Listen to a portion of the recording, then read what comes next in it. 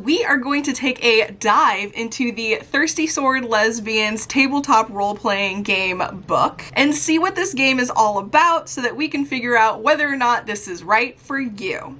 But before we do that, let's take a moment to admire just how amazing the art is for this game. I just love all the queer rep, the cute art, and the saucy situations that are depicted in the illustrations. I think this is a fun tabletop role-playing game with a cool twist that everyone should look into, and with that said, I think that's our cue to jump right in.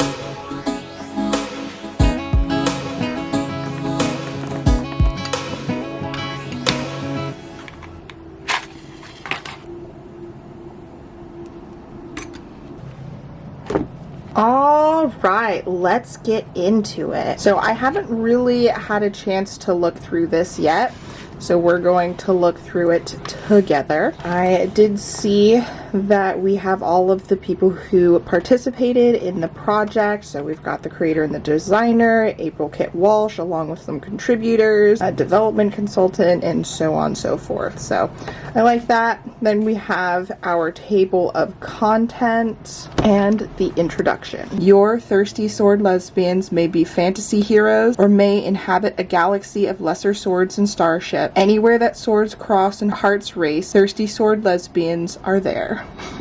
Love, swords, and adventure. All right, so we have a twist when it comes to the RPG. We also have some gorgeous art, and it tells you what you can expect to find in the book. So it says here that the game begins as soon as you gather with your friends and are ready to bring your imaginary worlds to life. Some groups find it helpful to use a ritual to signal that the group's focus is moving to the game, such as lighting a candle, starting some background music, or summarizing what happened in a previous session. The goal of this game is for everyone to have a good time. So we've got the player's agenda, stand for justice and liberation. Got a list of flirting ideas. No fascists or bigots allowed. Safety and consent. They have a whole page for that. And then we get into the actual core rules.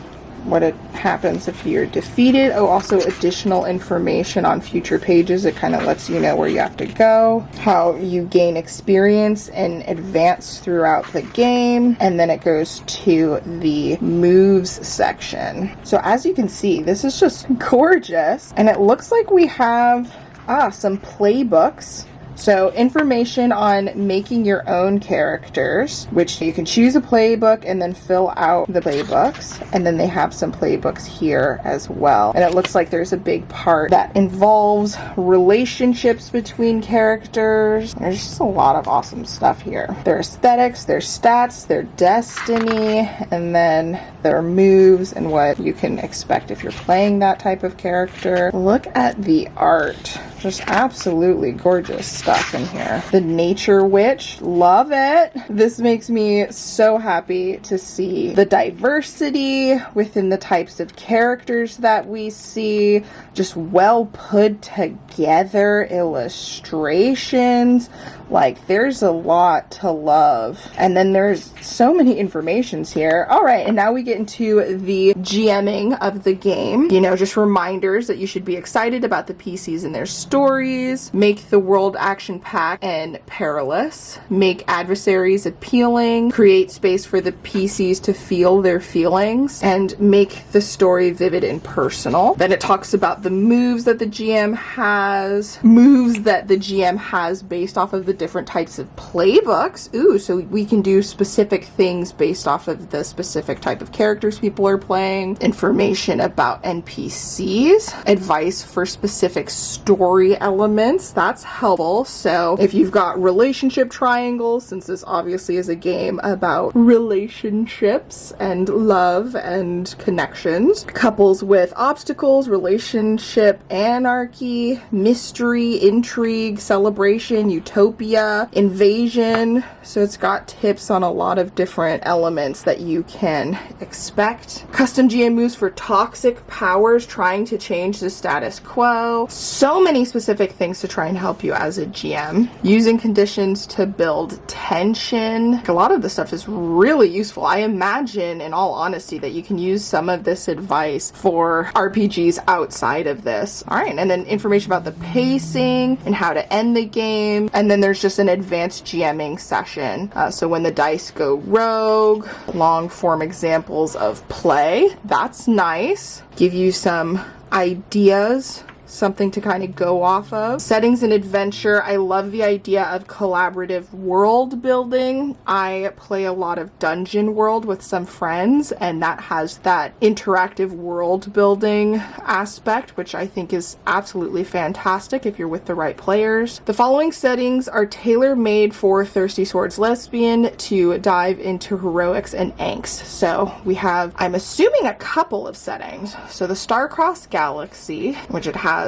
information about the setting, campaigns, seeking connections, characters, custom rules, names. All right, and then we have Lesbians Coffee House. I'm assuming this is another setting. Yeah, setting, campaign, basics. All right, and then we have Neon City, 3 Orders of Ardor. So right off the bat, you have multiple campaign settings and adventure ideas to start your game, so you don't have to buy separate things to figure out what the world's like. But of course, you can always come up with your own things as well. But I love that it has these stories right off the bat, these adventures that you can play. And it seems a little bit more adventure based instead of just setting based, because it has, you know, setup questions and scene ideas and what's really going on. Granted, this is the settings and adventures section, so perhaps some are more set up as adventures and some are more set up as settings. Here we have a GM section that contains spoilers. I like that it says that. So if you're flipping through as a player, you don't have to spoil things. Okay, and then customizing your game, why roll dice, customizing basic moves, variant rules. I always love when games like this have variations for playing, adjusting the premise. What if not magic? What if not thirsty? Telling trans stories. Now we have a whole entire section about this, and I think this is absolutely fantastic for a book like this. A glossary that tells you about some of the terms that get used. And then we have the acknowledgments in the index. And then we have game start guide in the back here. Some GM reference quick guides, basic move reference, danger moves, world building worksheet, relationship worksheet, and love notes. I absolutely adore this. This is friggin' fantastic. And of course, if you enjoyed this, be sure to include a sword emoji down below, and I'll see you in the next one. Bye!